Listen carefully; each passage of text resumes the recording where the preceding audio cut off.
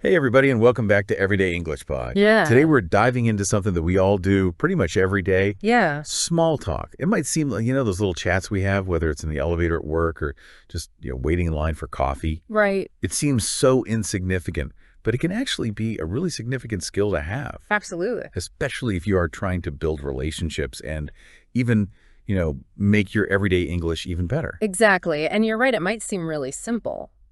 But if you can be good at small talk, it really does open doors professionally, personally, and like you said, especially if English is not your first language. I think the idea of just these casual chats, it can be a little intimidating. Right.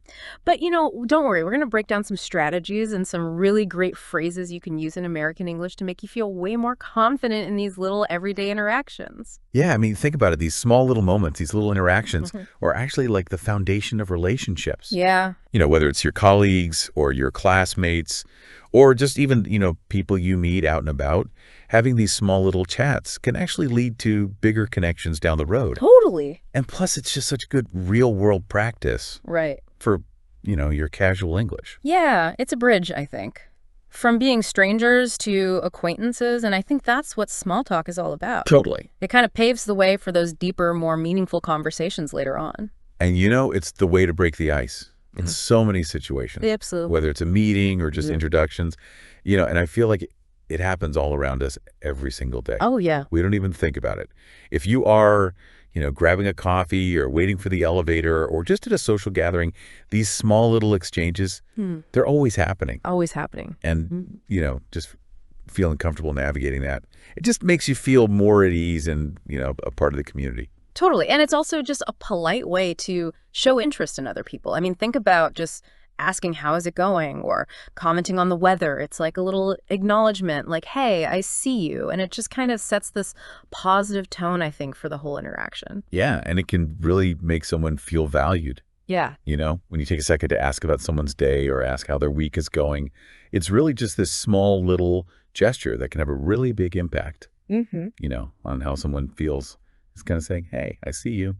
And what's nice about it is that you don't have to be an expert on some deep, philosophical topic to even get started. Right. I mean, it's all about those everyday things. The weather is a classic example. Totally.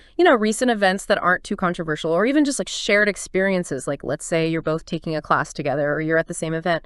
Those work really well as starting points. And for anyone learning English or trying to improve their English, small talk is a fantastic way to pick up on those cultural nuances. Yeah. Like here in the U.S., starting with these light topics, it's pretty standard. Yeah. And, if you were to just dive into something really serious, it could feel a little abrupt. Oh, yeah, for sure. So it's just a nice way to kind of ease into a conversation the American way.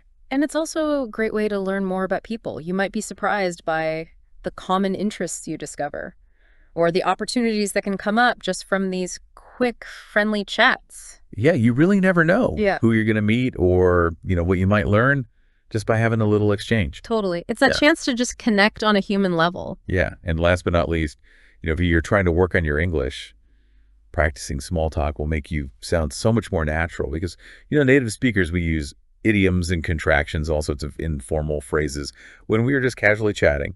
And so by listening and trying to use some of those yourself, you'll really boost your fluency over time. So it's not just filler. Right.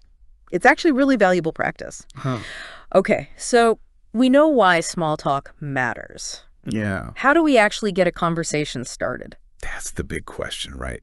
Well, I think when you're first getting started, it's good to stick with familiar topics. Yeah. Things that are easy to talk about, like the weather. Okay. You could say something like, hey, nice weather we're having, huh? Or even just like, oh, looks like it might rain later. Yeah. These are just simple observations that usually get a response. And they just kind of keep the tone light and easy going, which I think is very typical in American small talk.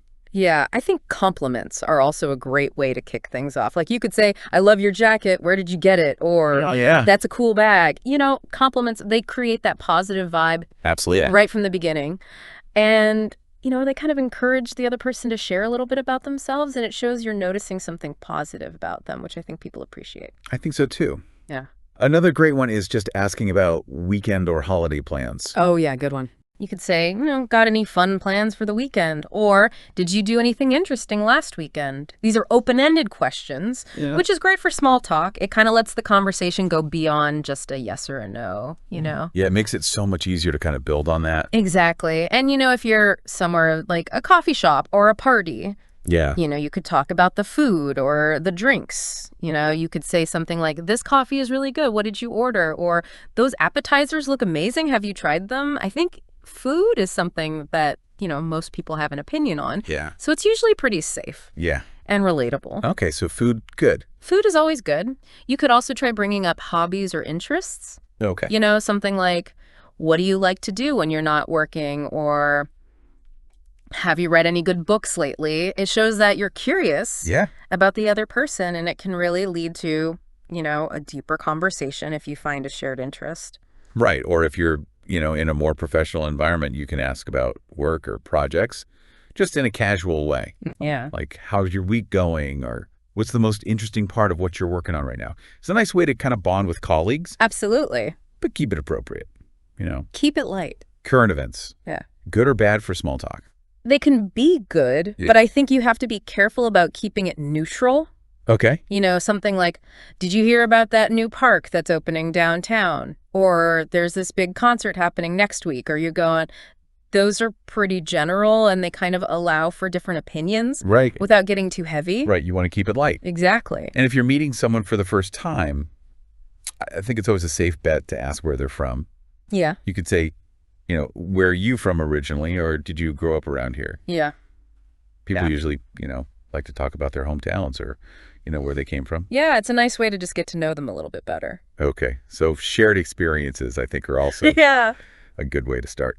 If you're in a class together, you could ask, what do you think about the class so far? Or how are you liking, whatever you're learning about? If you're at an event, you can say, oh, you've been to this before, Yeah. Just kind of finding that shared experience. Yeah. Small talk can even start with a little bit of light humor. Oh, for sure. Like if you have a little joke or a funny observation, you could say something like, I think I've had way too much coffee this morning. Oh, yeah. It is so windy out there today. I know. Humor can kind of help people relax and feel more comfortable, right? Yeah, but you have to be really careful to make sure it fits the situation. Okay. You don't want to say something that might, not be appropriate. Another good way to start a conversation is just to show a little empathy. If someone looks tired, you could say something like, oh, it looks like you've had a long day. How are you holding up? It's just these small acts of kindness that can really set a friendly tone. Okay, so what about music? Oh, music is great. You could ask, what kind of music are you into? Or have you heard that new song that's like everywhere on the radio? I think people, when they're talking about their favorite artists or, bands. Yeah. It can be a really fun way to connect. And don't forget about just your surroundings. Like if you're in a park, you could say, oh, it's so peaceful here. Or oh, yeah, I love that. if you're at a party that's like super crowded, you could say, wow, it's really packed in here. Yeah. Just, making an observation about where you are. You can feel really natural and give someone an easy way to respond. That's true. What about pets? Oh, pets are great, especially if someone has a dog with them. Or a cat, you could say something like, oh, your dog is adorable. What's their name? Or I've always wanted a cat. Are they a lot of work? People love talking about their pets. They do. Okay, so travel, good topic. Travel is always a winner, I think. Okay. You could ask, have you been anywhere interesting lately? Or even just like, what's your dream vacation spot? People usually really enjoy sharing their travel experiences. And, you might learn something new. Okay. And then, the classics, movies and TV shows. Oh, yeah. You could say, have you seen any good movies lately, or what are you watching on TV? I feel like with streaming these days, there's always something to talk about. Okay, and here's a tip. Yeah. Don't be afraid to ask for advice. Oh, yeah. Or recommendations. Yeah. Like you could say, do you know any good places to eat around here? Or I'm looking for a new book to read. Do you have any suggestions? People like to feel helpful. They do. And it's a good way to start a conversation. Yeah.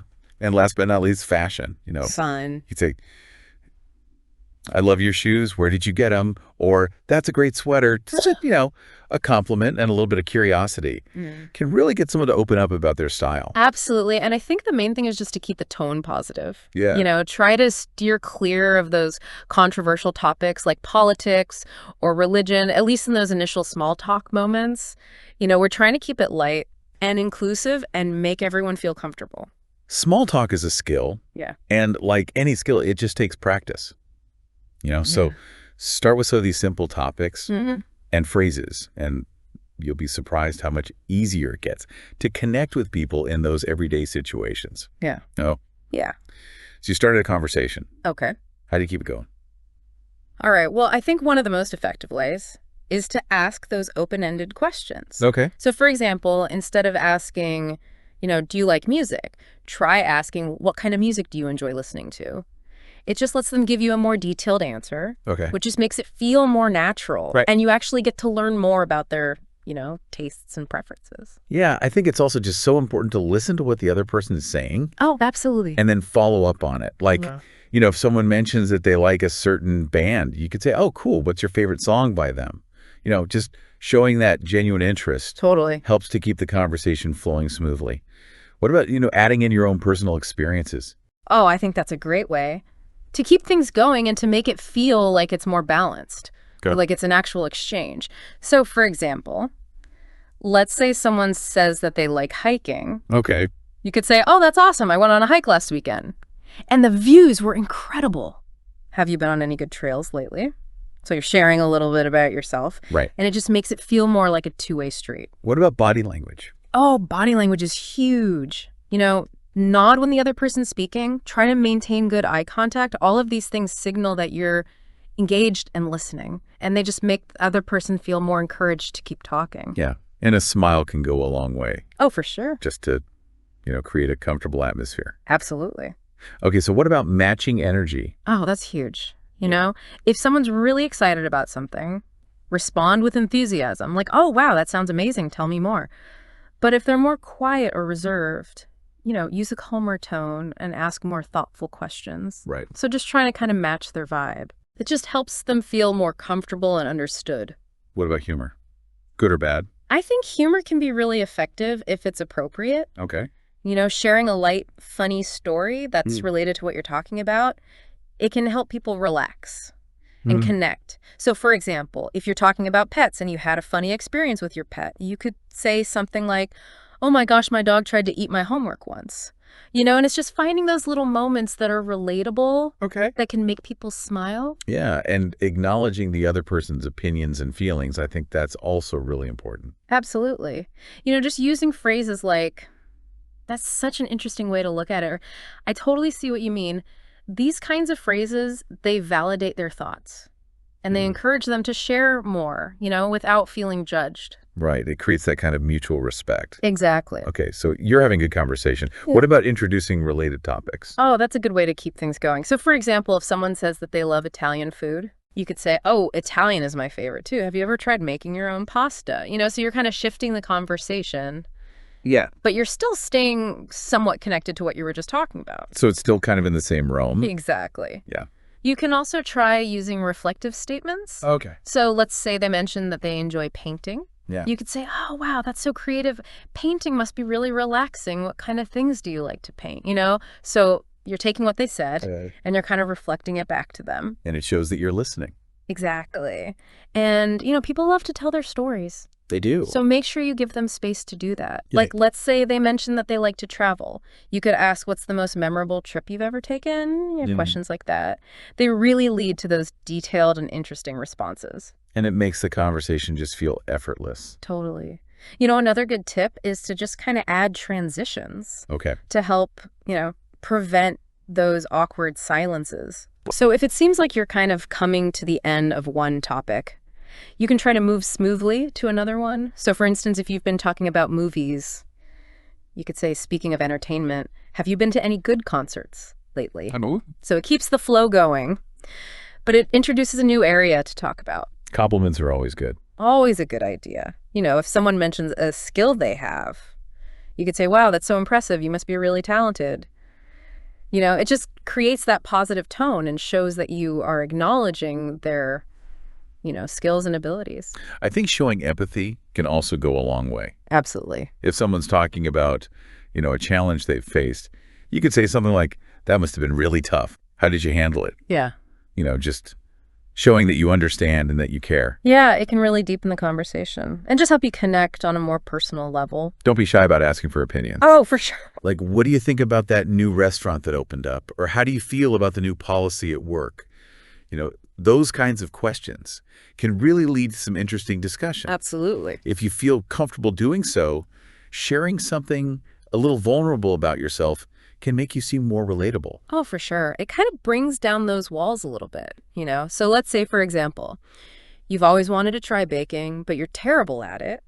You could say something like, oh, I've always wanted to try baking, but I'm so bad at it. Do you have any tips? And it just kind of opens up the conversation. Yeah, and I think a really important point is that silence isn't always a bad thing. Oh, no, not at all. Those short pauses, they can actually give the other person a moment to kind of think. Yeah. And to respond more thoughtfully. So don't feel like you have to fill every second with talking. Yeah.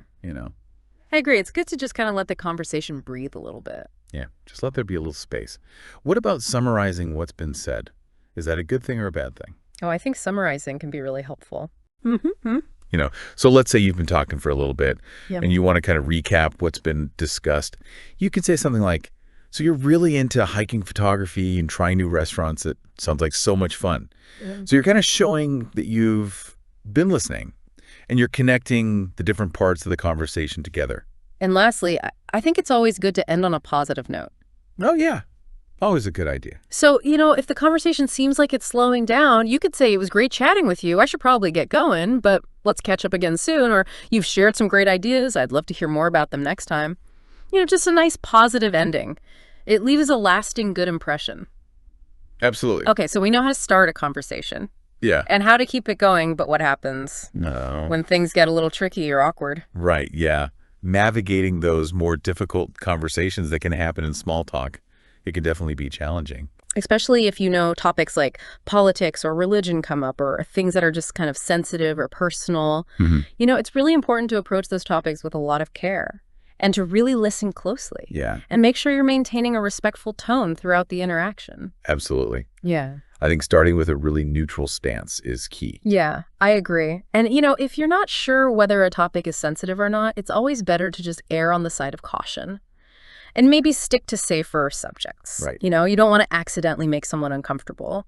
What about humor in those kind of tricky situations? Humor can be helpful, Okay. but you have to use it really cautiously. It can sometimes help ease the tension, but it should never be at someone else's expense. Right. So if someone shares an opinion that's maybe a little awkward or controversial, you could try to gently shift the conversation. Yeah. You could say something like, oh, that's one way to look at it. What about ... You're acknowledging their statement, but you're not necessarily agreeing or disagreeing, Right. and you're kind of moving the conversation along. Yeah, and if you can sense that things are getting a little heated, try shifting the focus just a little bit. Ah, that's a good idea. Instead of arguing, you could say something like, I see your point, but have you considered ... Yeah. So it kind of invites dialogue Yeah. instead of Like confrontation. you said, a conversation. Exactly. And I think keeping your own tone really calm is essential. Yeah. That really helps to de-escalate any potential tension. What about validating the other person's feelings? Oh, that can be really helpful. If someone is expressing frustration about something, instead of jumping in with a rebuttal, you could say something like, oh, I can totally understand why you'd feel that way. Just acknowledging their emotions first. Okay. It can really help lower the tension Yeah. and make them feel heard and understood, even if you don't necessarily agree with their viewpoint. Yeah, I think using really neutral language can also be helpful. Like instead of saying something like, you're wrong, you could phrase it as, that's an interesting perspective. I was thinking about it a little differently, though. It just keeps the conversation a little bit more civil. It does. It avoids that kind of head-to-head clash. Right. And when the conversation just reaches a point where it's really uncomfortable, Yeah. it's totally okay to take a step back. Mm. You can say something like, that's a really complex issue, and I think we might just have different views on it. You're showing them that you respect their right to an opinion, Right. but that maybe it's best to move on to a different topic. Especially in a small talk situation. Yeah. And sometimes it really is just best to change the subject. Oh, yeah. If the conversation is getting too personal, Yeah. something like, yeah. Anyway, enough about that. Have you seen that new movie that everyone's talking about? Uh-huh. It just keeps the interaction positive and avoids, any unnecessary conflict or discomfort What about body language? Oh, yeah. when you're having these more sensitive conversations. Yeah. Things like crossing your arms or rolling your eyes, those can come across as really defensive or dismissive. Right. So, try to nod occasionally, keep an open posture. Those things can really help maintain a calm and respectful tone in the conversation. Yeah, your facial expressions are so important too. Oh, for sure. Even just a simple, sincere smile. It shows that you're open and, non-judgmental, even when you are talking about difficult things. Right. It shows that you're approachable. Absolutely. And if you're feeling really uncomfortable during a conversation, and it's a sensitive topic, it's totally fine to excuse yourself. Okay. You could say something like, it was really nice talking with you, but I actually need to step away for a moment. It's okay to set boundaries. Yeah. And most people will understand. Okay, so one tip that I find really helpful is to just remain calm, even if the other person starts to get a little heated. Yeah, I think that's a good strategy. When you stay calm, it often helps the other person calm down too. You could say something like, I can see that you feel really strongly about this. It just kind of helps to diffuse the situation a little bit. And I think empathy is key. Absolutely. When you can actively empathize, you're showing that you care about the other person's viewpoint, even if you don't agree with it. Right. So you could say, I can understand why that would be upsetting. It just helps build a bridge. Right. And ease any discomfort. And another way to empathize is by sharing similar experiences. Oh, if you've, been through something similar, you could say, I've been in a similar situation and I know how frustrating it can be. It just kind of creates that shared understanding. Absolutely. And if you're feeling a little uneasy about a topic, it's okay to just be honest, but tactful. So you could say something like, that's something I haven't thought much about yet. It shows that you're willing to engage, but you're not necessarily, feeling pressured to have an opinion right away. Totally. And it can also be helpful to maintain a sense of curiosity. Oh, for sure. Like you could say, can you tell me a little bit more about why you feel that way? It just shows that you're interested in their point of view. Yeah. Even if you don't necessarily agree. And I think if the conversation is at a point where there's like an awkward silence, especially after maybe a difficult moment, just try not to panic, take a deep breath. Yeah. And try to suggest a change in topic. Rest. You just say something like, anyway, what have you been up to lately? Just kind of redirecting the conversation to something more neutral.